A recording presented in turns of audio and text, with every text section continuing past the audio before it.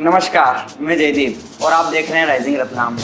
रतलाम प्रशासन की दी गई आज 6 घंटे की छूट ने नियमों की धज्जियां उड़ा कर रख दी और वहीं प्रशासन के ऊपर कई तीखे प्रश्न भी खड़े कर दिए। इन आदेशों को ध्यान से पढ़िए। ये आज 22 अप्रैल व 23 अप्रैल के लिए दिए गए आदेश हैं। इन सभी जारी आदेशों की कैसे धीरे धीरे करके धज्जियां उड़ाई गई आज रतलाम की जनता द्वारा और प्रशासन मुक्त दर्शक बना रहा, इस पर हम बात करेंगे। रतलाम का माणक चौक देखिए किस प्रकार सोशल डिस्टेंसिंग को महिलाएं मुंह छिड़ा रही है और किराना व्यवसाय भी अपना सामान बेचने में व्यस्त हो रहे हैं।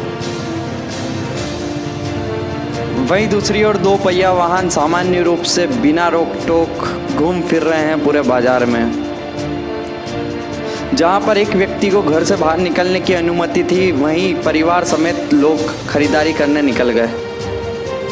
आज का दिन प्रशासन को मुंह चिढ़ा गया और लॉ एंड ऑर्डर की धज्जियां उड़ा गया। अधिकारी को करना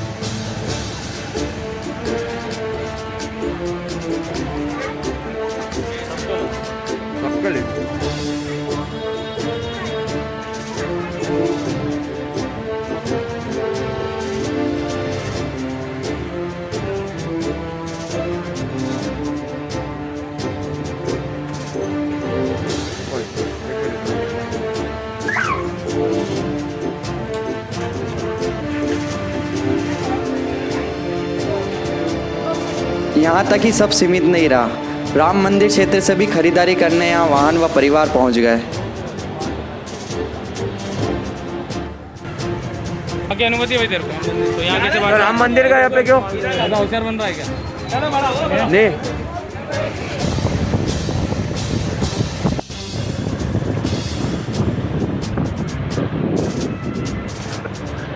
यह है कंटेनमेंट एरिया दानीपुरा और मोचीपुरा। देखिए किस प्रकार बेझिझक यहाँ पर घूम रहे हैं लोग।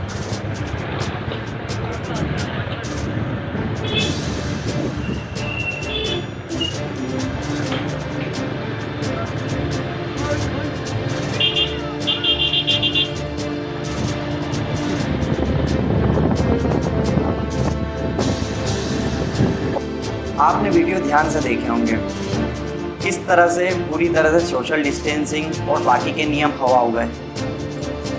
कुछ ऐसे प्रश्न जो प्रशासन की लापरवाही को हमारे सामने लाएंगे। क्या लॉकडाउन में छूट देने से पहले प्रशासन ने कोई रूपरेखा तैयार नहीं की? क्या प्रशासन को नहीं पता कि माणक चौक एक व्यस्ततम बाजार है जिसमें भीड़ होना स्वाभाविक बात है?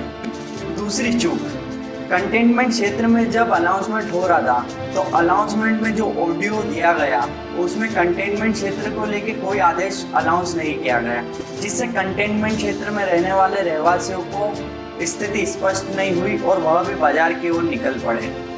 आज 22 अप्रैल को जब दीनदयाल नगर थाना क्षेत्र और दोबत्ती थाना क्षेत्र के रहवासियों को छूट दी गई थी, तो किस प्रकार राम मंदिर क्षेत्र से भी रहवासी इधर खरीदारी के लिए आ गए? यह भी एक बड़ा प्रश्न चिन्ह प्रशासन के सामने लगाता है। आज 3:30 बजे तक प्रशासन का तंत्र इतना कमजोर था कि सोशल डिस्टेंसिंग हवा होती रही और प्रशासन के नियमों की धज्जियां उड़ती रही, लेकिन कोई टीम मौके पर तुरंत एक्शन के लिए नहीं पहुंची। बेरोक टोक 2 पहिया वाहन वहां से गुजरते रहे, चलते रहे और लोग भी अपने परिवार के साथ खरीदारी के लिए निकल गए, लेकिन कोई एक्शन टीम प्रशासन की तरफ से ऐसी नहीं बनाई गई जो इन पर कार्रवाई कर सके। यह गलती हम पर कब भारी पड़ेगी यह तो वक्त ही बताएगा, लेकिन क्या रतलाम की जनता का अपना कर्तव्य नहीं बनता कि वे नियमों का पालन करें? लेकिन हम हमारी ड्यूटी कब समझेंगे? क्या जरूरी है जब प्रशासन पालन करवाएगा तभी हम नियमों का पालन करेंगे? हम अपने मन से हमारे कर्तव्यों का पालन नहीं कर सकते? आज के इन प्रमुख बिंदुओं पर सोचिएगा जरूर। प्रशासन को भी ध्यान देना होगा कि किस प्रकार से व्यवस्था को सुचारू बनाया जाए और अंत में आप सभी सुरक्षित रहे, घर पर रहे, लॉकडाउन का सख्ती से पालन करें और जो प्रशासन के नियम है उनकी अवहेलना ना करें। ये आपके लिए भी सही रहेगा और औरों के लिए भी सही रहेगा। और अब तक अगर आपने हमारे YouTube चैनल को सब्सक्राइब नहीं किया है तो प्लीज़ सब्सक्राइब करके बेल आइकन को ज़रूर दबा दीजिएगा। राइजिंग रतलाम आप तक हर ज़रूरी खबर पहुंचाने की पूरी कोशिश करेगा।